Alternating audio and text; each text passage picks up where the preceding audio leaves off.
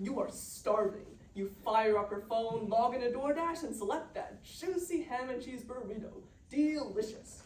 All you have to do now is pay for the item, and the taxes, and the service fee, and the delivery fee, and the small order fee, and the expanded range fee, and the bag fee, and of course, that tip to the delivery person. What's 10% or 15% or heck 40% of $13.75? Oh, you're back at the SATs, except this time if you fumble those figures, your ham and cheese burrito will take an eternity to arrive. It will be as cold as heck, and depending on the mood of the delivery dasher, there may or may not be spit on it. Good evening, everyone. TIP, T-I-P, literally stands for to ensure promptness. It's a gratuity given by customers to certain service sector workers on top of the basic price of the service.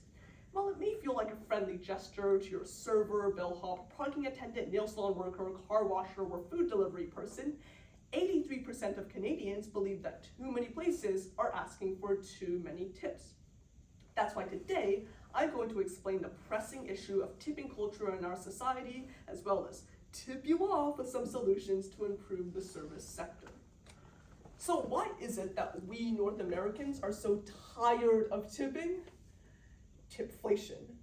Tipflation is the widespread expansion of both tipping more and tipping more often. It started during the pandemic, where frontline workers and businesses who struggled to stay afloat were helped by empathetic people paying more tips.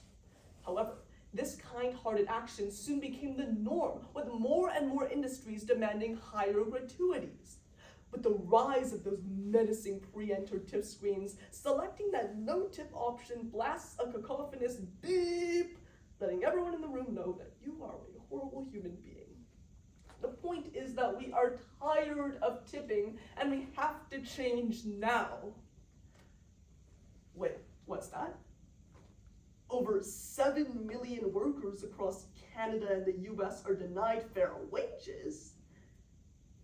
Maybe we have to look at what tipping actually costs, not just the 20% we pay at the till. Tipping started off with a dark history, which began after the Civil War. You see, racist white employers would exploit newly freed black workers, paying them a whopping $0 an hour with the justification that they might earn some tips if they just worked hard enough. And today, 43 US states legally allow tipped workers to earn a sub-minimum wage. That's right, a wage below the minimum wage, as low as $2.13 an hour. $2.13. And even after accounting for tips, these workers earn wages that fall in the bottom quartile of all US wage earners. And so a country that once enslaved black people perpetuates its racist legacy, paying a tipped workforce that is over 70% female with a disproportionate number of black women, less than 1/3 of the minimum wage. And we still wonder why there's a gender and racial pay gap.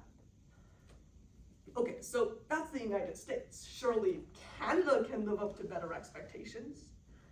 Actually, though Canada abolished the sub-minimum wage last year, did you know to afford to comfortably rent a one-bedroom apartment in the city of Vancouver, you would have to make $100,000 per year? Compare that to the fact that minimum wage workers in BC are earning less than $35,000 per year, and it becomes crystal clear that the minimum wage is not the livable wage. Tips are being used by the employers and the government as a substitute for paying workers fair, livable wages. When workers are forced to hinge their entire income on gambling about the amount of tips they will make, a few problems arise. First, you may believe that a higher quality service will bring about a higher percentage tip, which can motivate workers to work harder. Wait, that's a lie. Studies have shown that tipping has virtually nothing to do with the quality of service, but rather based on discrimination and arbitrary factors like age, sex, and race. Blondes get tipped more than brunettes, white cab drivers more than black cab drivers, large-breasted women more than smaller-breasted women. But arbitrary factors and luck also come into play. A server's ability to pay for rent shouldn't rely on the weather, or the frequency in which they touch their guests, or the noise level in the restaurant, all of which are factors that contribute to the tip amount left by a customer. tipping is clearly the most inequitable and corrupt way of paying staff. Next, tipped workers are forced to put up with rude customers and harassment since their incomes depend on the happiness of the people they serve. They must indulge in intolerable circumstances and absorb insults every single day, or they won't get paid. As a result, customers are increasingly feeling like they have the right to abuse their servers. In fact, the restaurant industry, which contains disproportionately women of color, generates 5 times the number of sexual harassment claims per worker. But discrimination can go both ways. Tipped workers are prompted to adjust their quality of service according to who they think will tip more. People dressed in business attire are likely to tip more than casually dressed people, couples more than large groups, and apparently white males are likely to tip the most. So before you even sit down at your table, your quality of service is already determined by what you look like and who you are with. Through these problems of arbitrary tipping, harassment, and customer discrimination, it is clear that tipping is an assault on fairness where workers have to play the lottery for their wages. Tipping culture has reached a tipping point, and so we must tip over the system and start somewhere new. First, we have to get rid of the sub-minimum wage where it currently exists. 18% of servers in sub-minimum wage states live in poverty, but only 10% of them do in non-sub-minimum wage states. However, this change alone is not enough. Across North America, we have to raise the minimum wage to the livable wage. It shouldn't be my responsibility to make strenuously ridiculous math calculations to pay 7 million workers and hinder my budgeting plans. It should instead be the obligation of the employers and the governments. In countries like Australia, servers start at an average of $28 an hour, so it's no wonder they're able to sustain themselves in the profession. Once workers have the base wages they need, tipping culture will die out. However, won't raising wages increase the cost of food and lead to layoffs?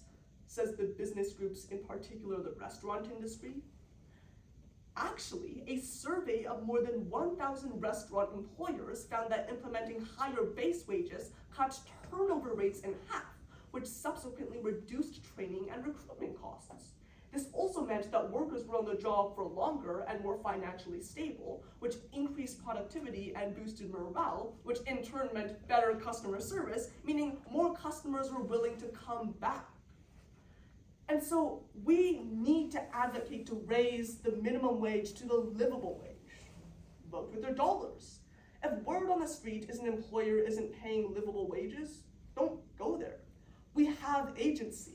If you're tired of exorbitant tips and underpaid staff and discriminatory service, stop going there until they make a change.